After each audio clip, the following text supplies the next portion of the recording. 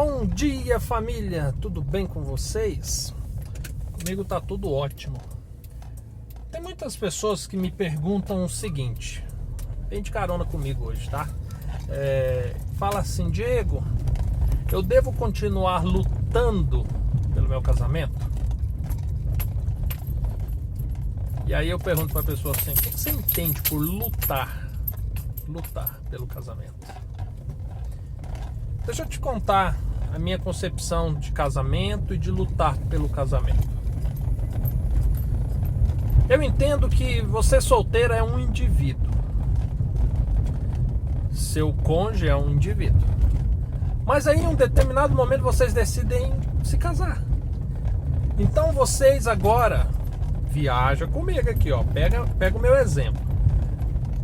E agora vocês se casam, é como se vocês dois entrassem em um carro. E agora esse carro chama-se casamento. Então como é que funciona?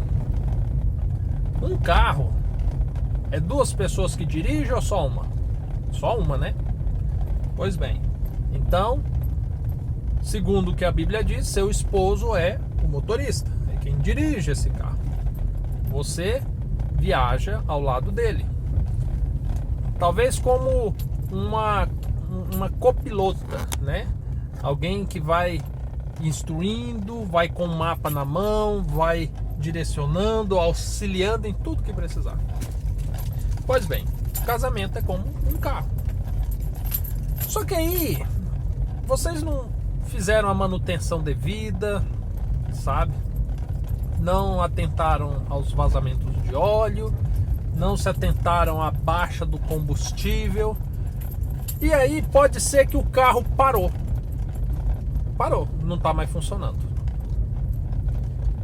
Tem pessoas que vivem dentro de um carro parado, um casamento parado, que não vai em lugar nenhum, sabe? Se respeitam, ninguém abandona o carro, mas não chega mais em canto nenhum. Só que o deserto, o que é o deserto? O deserto é aquele momento em que o seu marido ou a sua mulher abriu a porta do carro e falou, eu vou sozinho. E foi sozinho. O que deve se acontecer agora?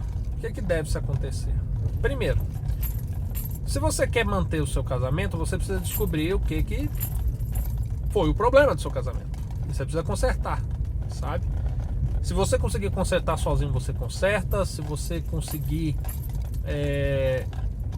que alguém conserte, leve para alguém consertar, sabe? Mas enfim, precisa consertar. O casamento só anda se tiver arrumado. Eu entendo que lutar pelo casamento para algumas pessoas seria você descer do carro também, um carro o qual o seu marido ou a sua mulher já foi embora, o carro está quebrado e você quer empurrando o carro para frente. Você está fazendo força, levando o carro para frente. Vai resolver o problema? Não vai. Sua mulher ou seu marido vai entrar dentro do carro? Não vai, sabe? Porque você não resolveu o carro. Então você ficar lutando pelo casamento é como você empurrar um carro quebrado, sabe? Sem saber para onde você vai empurrar.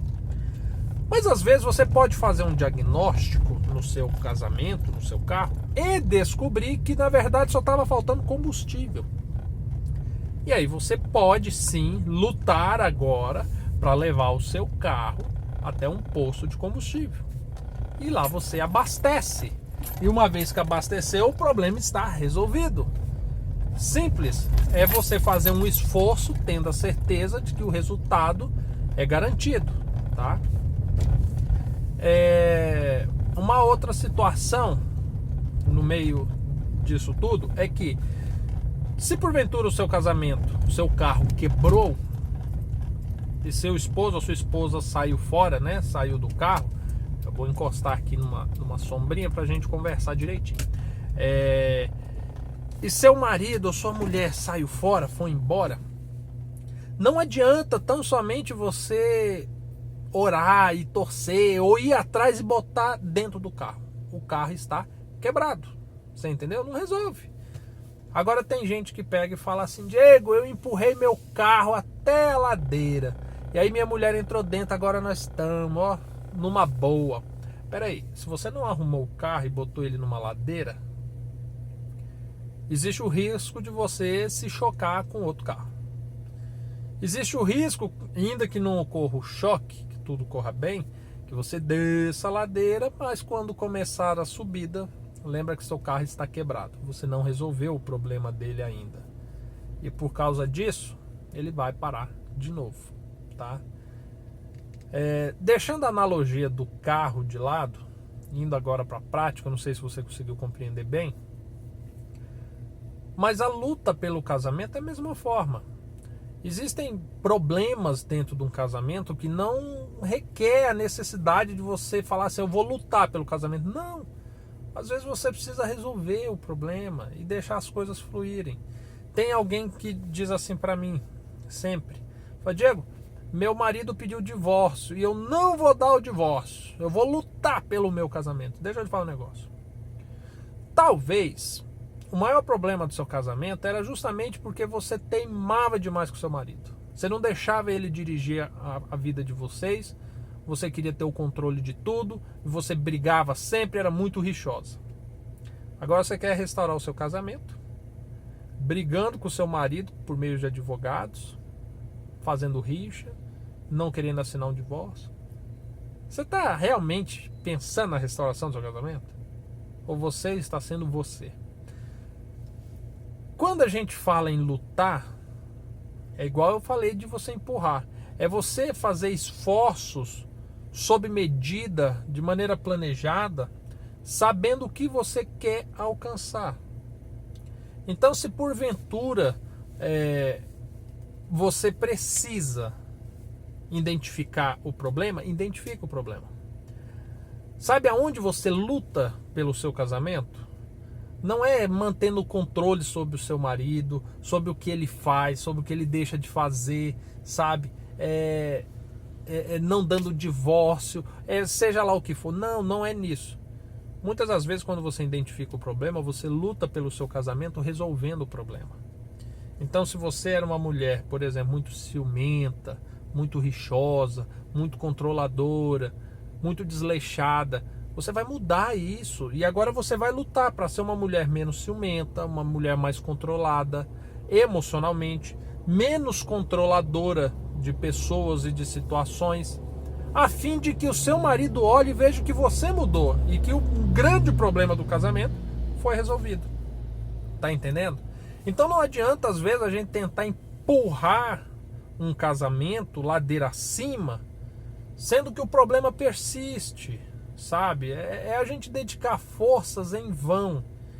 Entenda o seguinte: você precisa saber pelo que você está lutando e como você está lutando. Às vezes você fala assim: nossa, eu estou lutando pelo meu casamento. Como é que seria isso?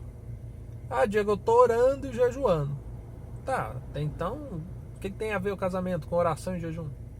Ah, é que eu estou orando a favor disso. Deixa eu te falar uma coisa. Você está orando, mas talvez você está orando da maneira errada. Porque a sua oração deveria ser o seguinte: Senhor, o casamento é uma junção de duas pessoas.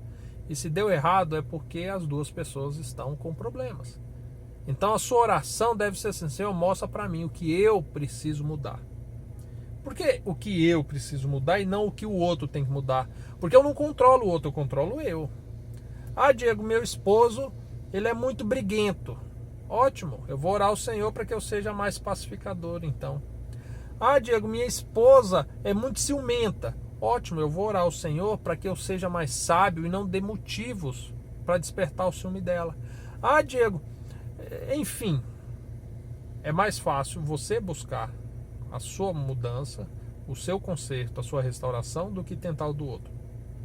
E aí, olha que situação interessante, porque quando você se restaura, quando você fica pronta, agora se torna mais fácil a pessoa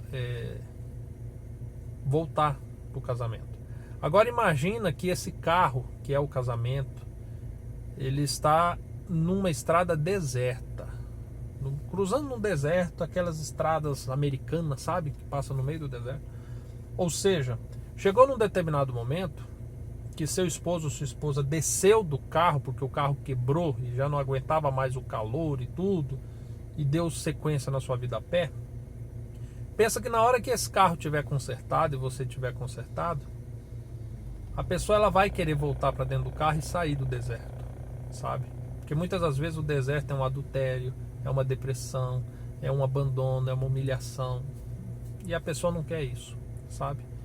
Então, foque na luta certa, da maneira certa, tá bom? Pega seu caderninho, tira uma página dele e faça essa análise.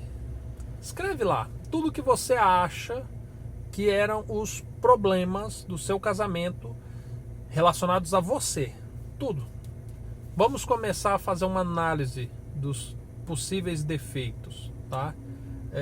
E por enquanto só isso, tá? Só essa análise. Depois eu vou dizer para você o que a gente vai fazer quando a gente detectar alguns desses problemas, tá bom? E ó, lembrando você mais uma vez, se você está acompanhando a gente todo dia, curta o vídeo para eu saber que você está acompanhando, que você não perdeu esse vídeo, tá bom? E se você é novo aqui, seja bem-vindo à nossa família, tá? Se inscreva no canal, todo dia cedo a gente está se encontrando aqui, tá bom? Fica com Deus, pessoal.